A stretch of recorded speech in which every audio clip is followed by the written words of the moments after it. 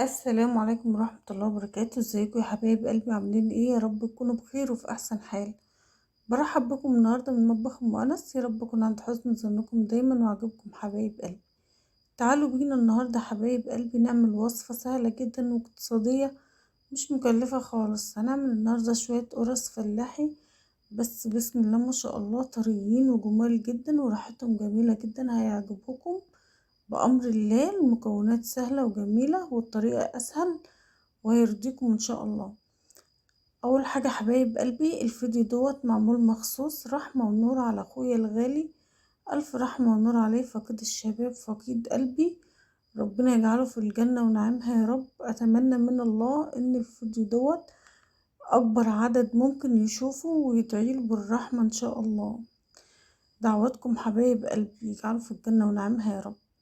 النهاردة حبايب قلبي بقى هنعمل الوصفة بتاعتنا ديت بمكونات سهلة زي ما قلت لحضراتكم. تعالوا بينا أول حاجة هنعملها وندوبها مع بعض. طبعا انتوا عرفتوا الخميرة نعمل لها اختبار كده مع بعض كده، نشوف حبايب قلبي الخميرة بتاعتنا نوعها حلو أو ايه.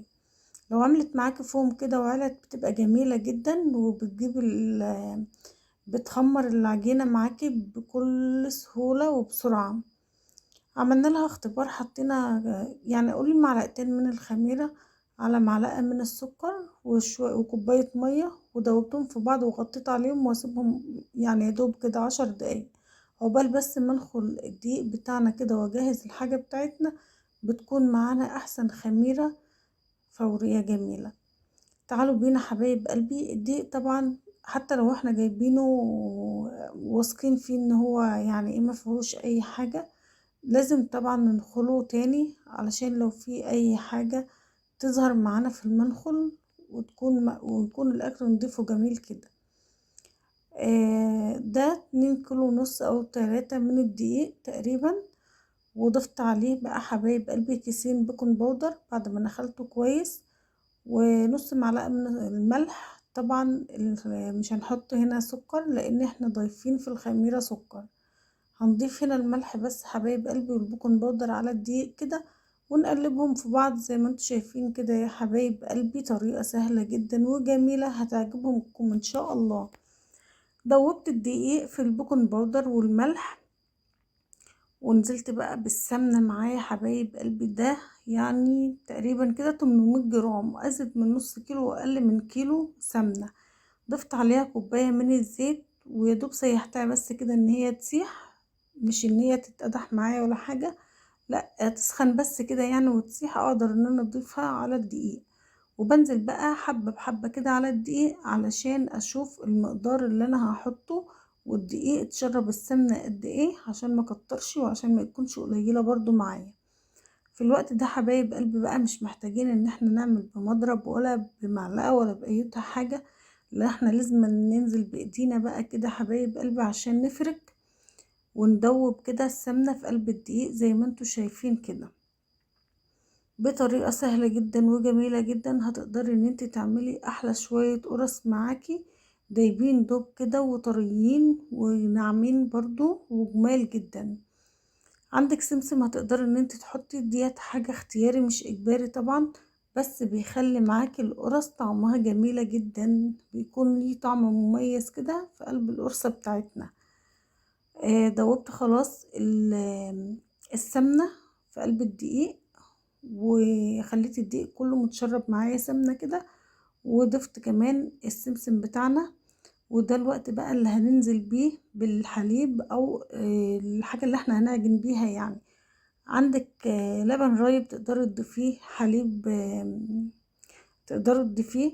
ده عندي كان حليب وعملته لبن رايب، والوش بتاعه كمان كالقشطة، حطيته كله كده كله مع بعضه كده في قلب العجينة، بخليها طرية وجميلة جدا. لو عندك حتة قشطة وحطيتيها على القرص بتخليها طرية معاكي وجميلة جدا. ضفت بقى حبايب قلبي اللي هو بديل الزبادي، طبعا كلنا عارفينه، اللبن الرايب اللي انا حطيته دوت. وبدأت كمان اعجنه كويس كده، وحطيت كوباية من الحليب الصافي جميل جدا. طبعا بيخلي معانا برضو العجينة، لو عندك حليب تقدري ان انت تعجنيها عجين كامل بالحليب. ما عندكش حليب كافي تقدري ان انت تكملي بقى بمية عادية عندك، آه، قدر الامكان يعني كده. ولو ما عندكيش حليب خالص بتقدري ان انت تجيبي علبة او علبتين من الزبادي وتضيفي معاهم كوباية مية كده لحد ما العجينة بتاعتك تستكفى كده، وبتكون جميلة جدا. ديت بقى حبايب قلبي اللي انا حطيتها ديت، واحد ريح الموز. يعني ريحة الموز بتخلي معاكي القرص طعمها جميل جدا، وليها ريحة كده، وما شاء الله بتيجي تسويها كده ريحتها تجنن كده، وتجيب معاكي اخر الشارع. حاجة جميلة كده بتعمليها طلع لها ريحة جميلة. وحطيت كمان 2 من الفانيليا برضو، بتخلي ريحتها جميلة جدا. حطيت، انا اخترت ان انا احط الروايح ديت بعد ما عجنت كده وخلاص. بقى هخدم بقى العجينة بتاعتي كويس وعجنها كويس. دايما لما بتحط الريحة بتاعت الفانيليا او ريحة الموز في الاخر كده، ريحتها بتفضل محافظة، العجينة بتفضل حافظة الريحة بتاعتها، ما بتخرجش منها، وبيبقى ليها ريحة جميلة جدا. عجنته كويس جدا جدا. واسفة المقطع اتحذف، بس انا ضفت الخميرة، ما جاتش يعني معايا، المقطع اتقطع مني. حطيت برضو الخميرة بتاعتنا وكده العجينة بتاعتنا تكون جاهزة. بغطي عليها شوية كده ربع ساعة بس ترتفع حاجة بسيطة كده، وبعد كده بقدر ان انا اقطعها بقى زي ما انتوا شايفين كده احجام. يعني ايه، على حسب ما انتي هتعمليها بقى. عايزاها كبيرة بتكبري حجم الكورة بتاعتك، عايزاها صغيرة طبعا بتصغري الحجم الكورة بتاعتك شوية. في الوقت ده حبايب قلبي انا خدت بقى الحجم كده المطلوب اللي انا عايزاه، وكورت العجينة بتاعتنا كلها كور كده جميلة بالشكل دوت، ورصتها. وبسم الله ما شاء الله، ما بياخدش منك اي وقت خالص ولا مجهود، ما شاء الله بتعمليهم في اسرع وقت. ارجو من سيادتكم الافاضل اخواتي الاعزاء الفيديو دوت اكبر عدد مشاهدين يشوفوه، علشان يدعو لاخويا بالرحمة. الله يرحمه وينور قبره يا رب، ويجعله روضة من رياض الجنة. السنة الرابعة على وفاته، فأتمنى منكم ان انتوا تدعوا له بالرحمة والمغفرة يا رب. وجزاكم الله كل الخير، وربنا يخلي حبايبكم وما تشوفوش حاجة وحشة ابدا. في الوقت دوت حبايب قلبي العجين زي ما انتوا شفتوا كده كورت كور كلها كده. وبدأت بقى بعد ما خلصت الكور، بدأت بقى ان انا اجيب العجين واخبزه كده زي ما انتوا شايفينه كده، افرده كده يعني فردة بسيطة كده. مش حابة ان انا افردها قوي عشان ما تبقاش رقيقة معاكي، وتبقى مش طرية كده. لا، ما تضغطيش عليها قوي، يا دوب كده تفرديها تفرد معاكي. وعندك الصينية بقى اللي انت هتسوي فيها، تكون محضراها طبعا، وترصي في قلبها كده القرص بتاعتك الجميلة. بسم الله ما شاء الله ريحتها جميلة جدا. ومكوناتها زي ما انتوا شفتوا حبايب قلبي من قلب البيت، ما كلفتش كتير قوي. قدرت ان انا افرق منها عدد كبير. رحمة ونور على اخويا، يا رب يجعله في الجنة ونعيمها. وكمان طريقة سهلة جدا تقدروا ان انتوا تنفذوها وتعملوها في اسرع وقت ممكن، ولقمة طرية في قلب البيت لأولادك. بسم الله ما شاء الله، يعني قبل ما بتخلصيها كده وكل ما تطلعها من الفرن ما شاء الله بياكلوا منها كده وبيكونوا مبسوطين. حفظهم الله يا رب. حبايب قلبي زي ما انتوا شايفين كده بقى بدأت ان انا ارص في الصينية واخبزها كده الخبيز اللي انتوا شايفينه دوت. وبكده بتكون اتفردت معايا، وبخلص الكمية بقى حبايب قلبي زي ما انتوا شايفين كده كلتها في صواني. وبسيبها طبعا ترتفع شوية برضو كمان، يعني على الأقل حاجة نص ساعة ساعة على حسب كده بقى تعملي تسيبيها بقى كده مترصصة على الصواني. وان كنتي عايزة تطبخي بتطبخي وراكي اي حاجة تانية هتقدري ان انت تعمليها، وبعدين ترجعي لها تاني بقى حبيبة قلبي ان انت تسويها في الفرن.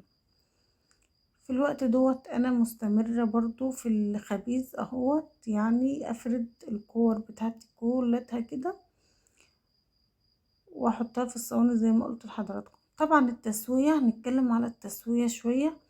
التسوية طبعا بتبقى على درجة حرارة متوسطة، مش عالية قوي علشان ما تعمليش القرص يعني تشعوط كده كده وما تبقاش مستوية وتبقى عجينة طبعا من جوه. لا، ما تلهلبيش النار عليها قوي، خليها متوسطة كده بحيث ان هي تستوي من قلبها وتبقى معاكي احلى قرص وفلة بسم الله ما شاء الله. الكمية كلها زي ما انتم شايفين كده. فردتها كلها كده ورصيتها، ورصيت الصواني كمان، يعني مليت الصواني وكمان ما شاء الله فاض معايا، مليت الرخامة كلها. بصوا بقى، من 3 كيلو دقيق عملنا كمية كبيرة جدا جدا جدا زي ما انتم شايفين كده. ما شاء الله حبايب قلبي، بنفس الطريقة بتاعت التسوية اللي انا حكيت لكم عليها سويتها في الفرن، ودي النتيجة وبسم الله ما شاء الله. ايه رأيكم بقى حبايب قلبي في الفيديو بتاعنا؟ القرص بتاعتنا جميلة جدا الصراحة، ممتازة فعلا. طرية جدا، يعني هشة كده جميلة. تكرمشيها في ايدك كده بصراحة وتفرد تاني لوحدها، وبسم الله ما شاء الله طرية. وتقدري ان انت بقى في كوباية شاي، كوباية حليب، حتة جبنة كده على وش القرصة، تفرديها للأولاد ياكلوها بألف هنا بسم الله ما شاء الله، بتكون جميلة جدا. زي ما انتوا شايفين كده قلبها حبايب قلبي مفتح معاكي جميل جدا. و... وكمان التسوية بتاعتها نفس الطريقة اللي انا حكيتها، على نار متوسطة حبايب قلبي، تسويتها جميلة جدا جدا. وزي ما انتوا شايفين القراص بتاعتنا جميلة جدا اهيت، وهشة جدا جدا وطرية جدا جدا، وتتفرد معاكي بكل سهولة تاني، مش بتتكسر ولا اي حاجة، طرية خالص. ايه رأيكم بقى حبايب قلبي؟ حطوا لايك للفيديو وكومنت جميل كده.